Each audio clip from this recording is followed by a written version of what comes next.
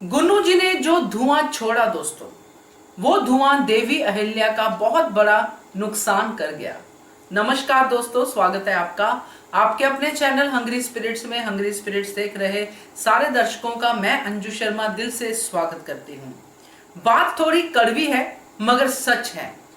आज जो हमने देखा कड़ी में, उसमें एक चीज स्पष्ट रूप से सामने आई कि देवी अहिल्या तो बाल बाल बच गई, मगर बहुत बड़ा नुकसान देवी अहिल्या का खुद का हो गया इस बड़े कांड में। चलिए डिटेल में बात करते हैं। पहले वही निवेदन, जिन्होंने अभी तक चैनल को सब्सक्राइब नहीं किया है कर लीजिए, साथ में दोस्तों बेल आइकॉन दबाइएगा ताकि आपको हमारे वीडियोस के नोटिफिकेशन मिलते रहे। ये जो दो कड़ियां थी, इसमें संदेश बहुत अच्छा था। भक्ति की शक्ति का संदेश था, कैसे देवी अहिल्या की जान बची उसका संदेश था, लोगों ने कैसे प्रेयर्स की उसका संदेश था, प्यार क्या है प्रजा और रानी में, आई समझते हैं अपने देवी अहिल्या को प्रजा वाले, वो आई और बच्चों का संदेश था कि कैसे मुसीबत के समय में एक होके जो है सामने आते हैं, यूनाइटेडली एफर्ट करते हैं। मगर ये सारे संदेश थे तो कमी क्या थी? जो चीजें दिल को जो है पीड़ा देती हैं, वो कमियां मुझे इस पूरे के पूरे चंक में दिखाई दी दोस्तों। देवी अहिल्या जो हिस्ट्री में जिनका नाम दर्ज है, जिनके बारे में लोगों को बहुत कुछ पता है, वो बहुत ही वाइज थी, बहुत समझदार थी। उनको बहुत जल्दी चीजों के बारे में पता चलता था, सिक्स सेंस उनकी बड़ी अच्छी थी और वो इंप्लीमेंटेशन में विश्वास रखती थी, कर्म में विश्वास रखती थी। यहां पे हम क्या देखते हैं कि जो भी हुआ, सबसे पहले गलती कि जब तुक्कू जी ने कहा कि ये होने वाला है, तो देवी अहिल्या ने बोला नहीं ऐसा नहीं होगा, विष्णु भगवान हमारी रक्षा करेंगे। चलिए समझ में आता है। तो जो भी कुछ हुआ, एंड तक अगर हम इस सीन को देखें, जितने भी लोगों की जान गई वो सिर्फ इस एक डिसीजन पे गई। अगर उस समय देवी अहिल्या समझदारी लेती, अपने दिमाग का, अपने दिल का सही उपयोग करती, तो ये भी सोचती कि अगर मेरा नुकसान होगा तो कभी ऐसा हो गया तो मेरी प्रजा का भी नुकसान होगा, क्योंकि दुश्मन वार करेगा सिर्फ मेरे पे थोड़ी करेगा। मगर उन्होंने सारा कुछ भगवान पे छोड़ दिया, जो कि हमने भी इसको सराहा कि हाँ, भगवान पे देवी अहिल्या का अटूट विश्वास है। मगर भगवान ने देवी अहिल्या की तो रक्षा कर ली, मगर उन बेचारे प्रजावासियों का क्या, जिनकी जान चली गई इस पूरे चंक में।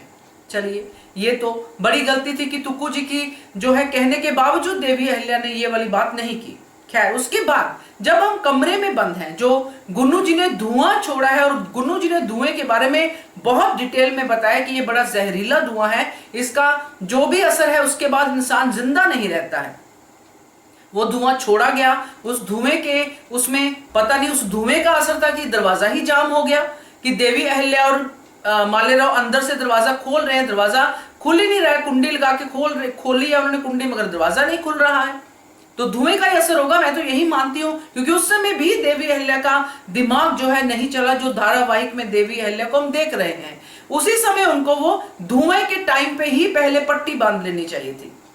देवी अहिल्या मालेराव बेहोश हो गए, उससे पहले उनको पट्टी या कुछ भी नहीं सूझा कि धुआं है, अगर दरवाजा नहीं खुल रहा है तो मुंह पे पट्टी बांध लेनी चाहिए। साड़ी थी देवी अहिल्या के पास, मालेराव के पास साइड में इतना लटका हुआ कपड़ा है, कुछ तो दिमाग लगाते, इतने बड़े राजा हैं, इतनी बड़ी रानी है, ऐसी मुसीबतों के लिए तो ये लोग ऑलरेडी तैयार होते कि कभी भी संकट आ सकता है। मगर नहीं, पूरी तरह से उन्होंने ये व्यवहार किया कि पैनिक हो गए, जैसे आम नागरिक पैनिक होते हैं।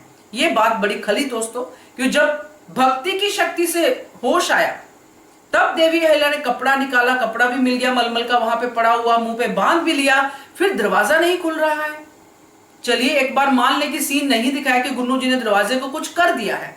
अब बाहर जो लोग बैठे हैं वो शायद ये चीज भूल गए कि भगवान उनकी रक्षा करते हैं जो अपनी रक्षा खुद करते हैं। भगवान एक्शन नहीं करते हैं, भगवान सिर्फ आपको गाइड करते हैं। वो बाहर भजन कीर्तन कर रहे हैं, ये सीन का इंपैक्ट था कि इंपैक्ट दिखाना कि भजन कीर्तन कर रहे हैं, मगर साथ में अगर वो जोर भी लगाते तो सीन और भी अच्छा बनता, कि बाहर से जोर लगाते हैं दरवाजा खोलने के लिए। मगर क्योंकि देवी अहिल्या और मालेराव ही उस दरवाजे को खोलेंगे, तो वही दिखाने के लिए ये सब किया गया। तो मुझे ये सीन में ये प्रॉब्लम्स लगी, क्योंकि इंटेंशन सीन की बहुत सही थी, सिर्फ जो एग्जीक्यूशन है सीन की वो सही नहीं थी दोस्तों। इंटेंशन में भगवान की शक्ति का भी बात है, अगर तुकु जी ने बताया था उस समय भी कुछ ऐसा होता कि अगर देवी अहिल्या कुछ और तरीके से उस बात को कहती तो बात अलग होती। मगर अगर देवी अहिल्या ये नहीं सोचा कि मेरे नुकसान के साथ प्रजा का भी नुकसान होगा, तो देवी अहिल्या की गलती है दोस्तों। अब इतने लोग मर गए वहां पे, अब रोने से क्या फायदा? जब इतनी तीक्ष्ण बुद्धि है देवी अहिल्या की, इतनी दूर तक सोचती है, तो ये क्यों नहीं सोचा कि अगर इतनी बड़ी इंफॉर्मेशन आई है कि खतरा है, हमला होने वाला है, तो देवी अहिल्या अगर ओरिजिनल होती तो जरूर सोचती।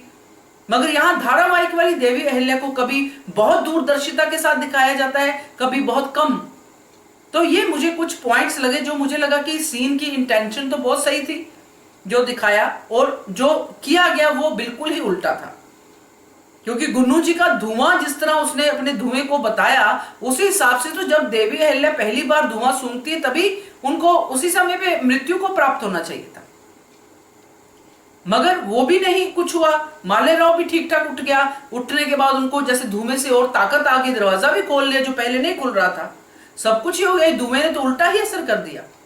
मे भी ये शक्ति ही होगी भक्ति की, तभी तो ऐसा हुआ। मगर ये चीजें हजम नहीं होती हैं दोस्तों। आपका क्या कहना है इसके बारे में कमेंट करके बताइएगा। देखते रहिए channel hungry spirits. Thank you so much. Subscribe to our channel by clicking the subscribe button. Click the bell button and enjoy the latest uploads from our channel.